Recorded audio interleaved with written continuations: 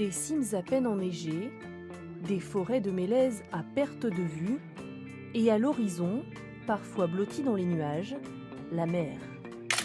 Le Trésor en week-end vous emmène dans le Mercantour, à l'extrême sud-est de la France.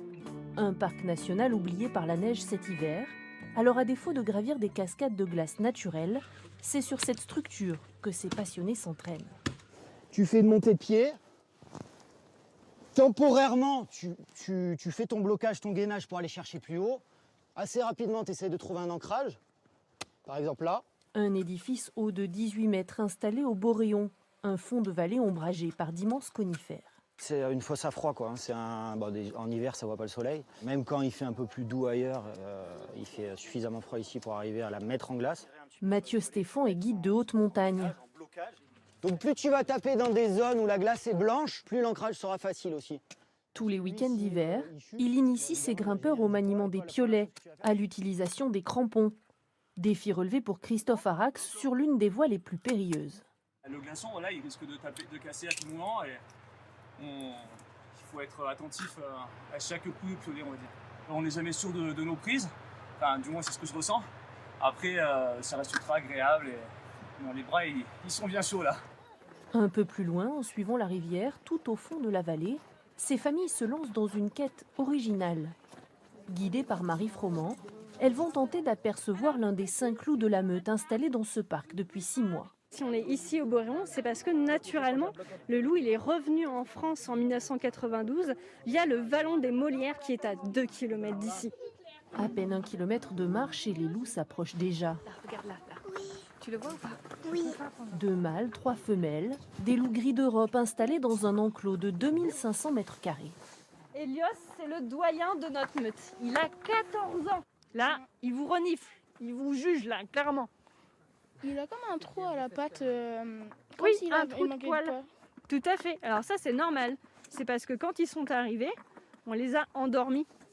Quel que soit l'âge des visiteurs, l'émerveillement est total. Ce qui m'impressionne, c'est de les voir de près. Et alors, ils sont comment? Ils sont pas comme des chiens. On a eu la chance qu'ils s'approchent. C'était pas sûr, parce qu'apparemment, ils ont un petit peu peur de nous, ils sont un peu sauvages. Impossible de finir la visite sans imaginer l'éventualité de croiser un loup en milieu naturel cette fois. Un loup, il peut vous sentir à 10 km à la ronde. Donc si vous croisez un loup dans la nature, c'est que vraiment il ne s'est pas méfié, ou que le vent était avec vous, qu'il pleuvait, qu'il n'était pas attentif. Vous serez très chanceux, d'accord? J'ai des collègues qui arpentent le Mercantour en long, en large et en travers depuis 20 ans, ils n'ont toujours pas croisé de loup, d'accord?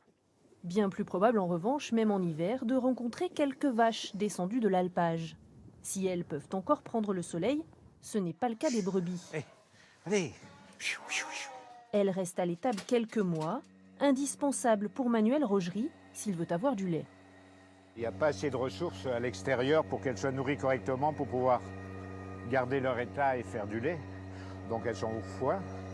Et ensuite, elles ressortent petit à petit dès que l'herbe commence à pousser au mois d'avril. À peine la traite terminée, l'éleveur verse le lait recueilli le matin même dans ce chaudron de cuivre.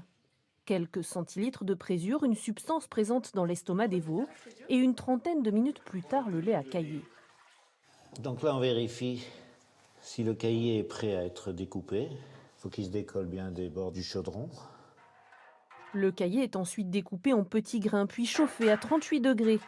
Une pâte mi-cuite qui est ensuite égouttée et placée dans ces moules pour réaliser une tome de brebis. Après 24 heures de repos dans du sel, les tomes sont installées dans la cave d'affinage où elles resteront 2 mois. Vous avez les fromages affinés prêts à vendre. Et plus on descend, et donc celui-là sera affiné d'ici 15 jours, 3 semaines.